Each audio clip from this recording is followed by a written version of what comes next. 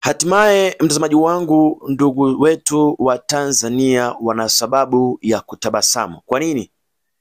Marekani kupitia serikali ya Marekani inayoongozwa na Donald Trump imetuma ujumbe mzito kwa Mama Suluhu Hassan, rais wa Tanzania.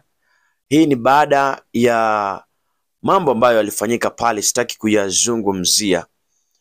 Ni huzuni, ghadhabu na simanzi.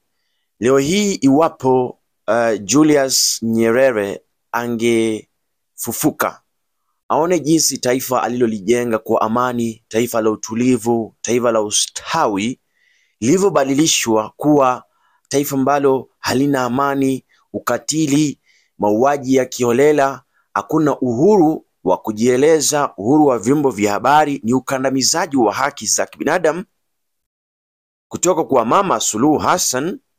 Ni huzuni kubwa tena zaidi. Baada ya Tanzania Massacre, kundi la vijana walikuwa wanauliwa. Serikali ile ya Tanzania kutoka kwa Mama Suluhu, machafuko ya uchaguzi yaliyoshuhudiwa kuanzia mnamo tarehe 29, what we call genocide, dhuluma ile. Na sasa hivi naambiwa jeshi la Tanzania linaendelea kuzika watu usiku na mchana wakiwa wamewekwa kwenye hizi zinaitwaje, magunia. Ni swala ambalo limeibua mjadala ulimwengu mzima. Vijana 7 wa umri mdogo ambao walikuwa na train football waliuliwa katika kambi.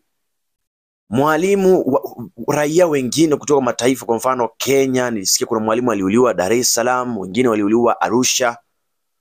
Ni video ambazo zimesambazwa na kusababisha hali ya mtafaruku ulimwengu mzima. Marekani sasa imetuma ujumbe mzito kwa Mama Suluhu Hassan kwamba huenda akachukuliwa Hague, ICC, mahakama ile kuu ya kitaifa, ili Tanzania ipate uhuru wa kujieleza. Sitaki nizungumze mengi kabla sijakuchezea kanda ya video moja ambayo former president of America alikuwa anamzungumzia Barack Obama.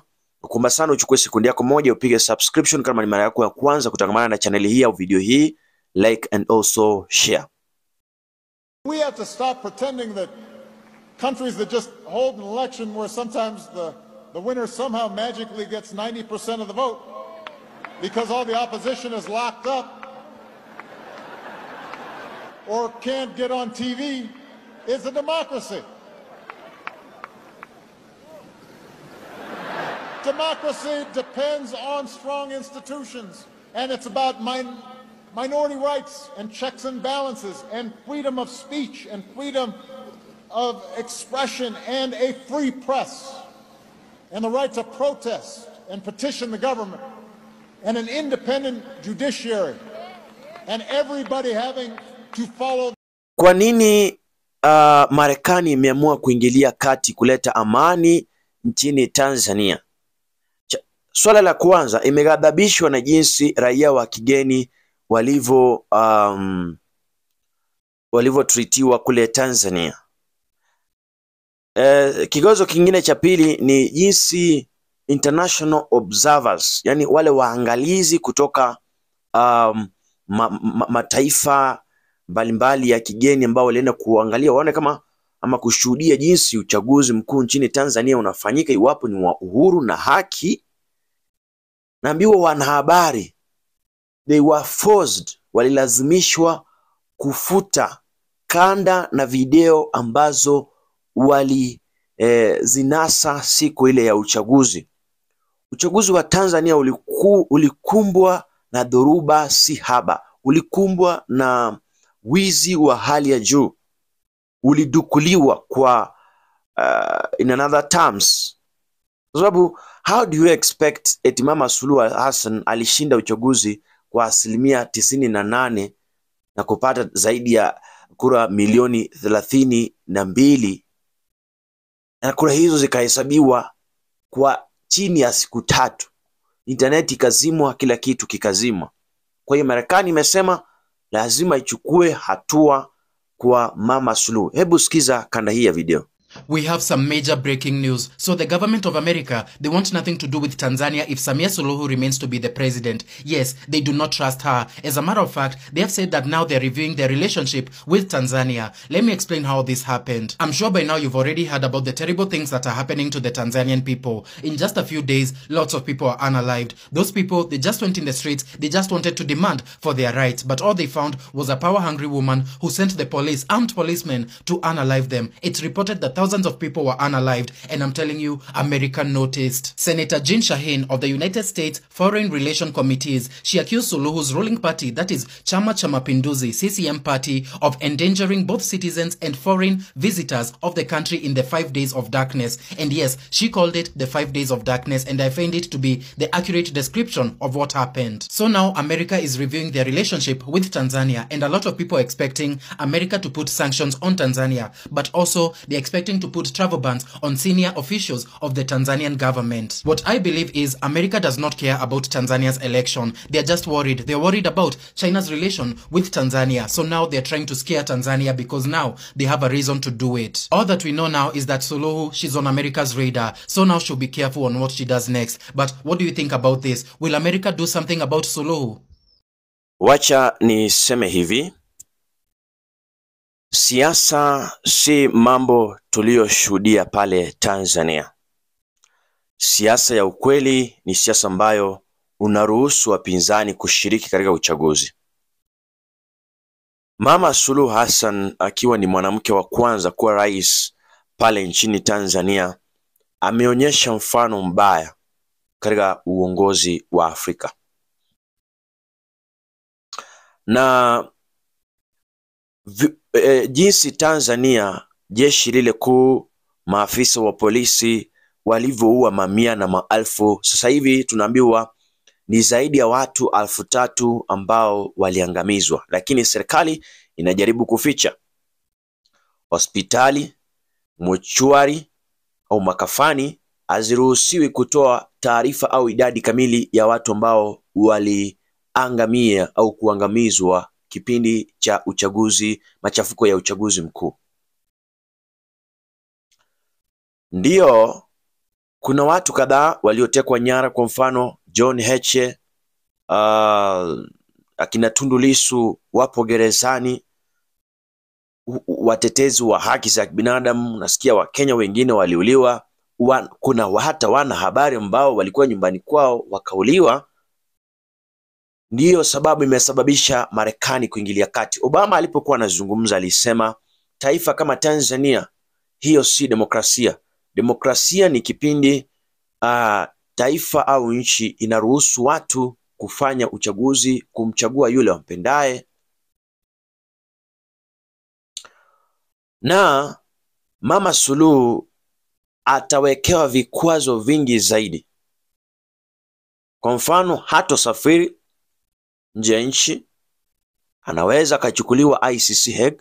Mliona kilichofanyika nchini Kenya kati ya uchaguzi wa mwaka 2007 mwaka 2008. Ruto na Uhuru walielekea pale na unaweza ukafungwa. Ushahidi, vijana walizimiwa mtandao, wakawekewa amri ya kutotoka nje katika miji ya Dar es Salaam, Arusha na mingineyo. Zaidi ya watu waliulikwa Mbeya, wapi na wapi. Ni machafuko makubwa zaidi, mzamaji wangu, yaliyoshuhudiwa. Na sasa hivi serikali inaendelea kuzika mili ya watu zaidi katika makaburi. Wanachimba makaburi, wanawazika kama nzi siafu ili kuficha ushahidi. Mama Suluhu Hassan alijiweka pabaya, mahala ambako yeye kujitoa itakuwa ni vigumu. Kwa hiyo tunashukuru sana serikali ya Marekani kiongozwa na Donald Trump kwa kuingilia kati ukatili huu uliofanyika pale nchini Tanzania. Wacha Mama Suluhu ajue dunia haiwezi kutazama uovu ambao anaendelea kufanyia raia ili akitaka yeye mwenyewe ajinufaishe. Siasa haifanywi hivyo. Tanzania ni taifa lililojulikana kuwa na amani, utulivu, lakini sasa hivi jamaa wanalia, hawajui wapendo wao waliko. Wacha nikuchezea clip hii moja ambayo jamaa mmoja anaelezea jinsi watu walikuwa wanauliwa Dar es Salaam, watu walikuwa wanauliwa kule Arusha, na mili imetapakaa kote barabarani. Tulikuwa tupo ndani ya geti, tukashangaa mmoja wetu ameanguka na wapili wetu ameanguka, risasi ziliwapiga. Tukabahatika kuwachukua kuwapeleka Muhimbili. Wako Muhimbili wanapata matibabu, na hao ni watoto wa upande wa mjomba ambao amezaliwa na mama yetu. Upande wa binamu yetu, kwa upande wa Arusha, ndugu yetu mmoja alikuwa naye kwenye usafiri wa bodaboda, akawa anasafiri anaelekea nyumbani, akapigwa risasi, wakampeleka hospitali akafariki. Kama familia wakamchukua wakaenda kumhifadhi hospitali ya Mount Meru Arusha. Mwili wake umepatikana huyo. Na mwingine alikuwa ni maeneo ya Mabibo Dar es Salaam, alikuwa tu ndani muda wa jioni, akasema wacha nitoke nitafute chakula lunch hapa. Ile ametoka tu hivi kufika tu ndo anakaribia kuona barabara hivi, akashangaa amepigwa akaanguka.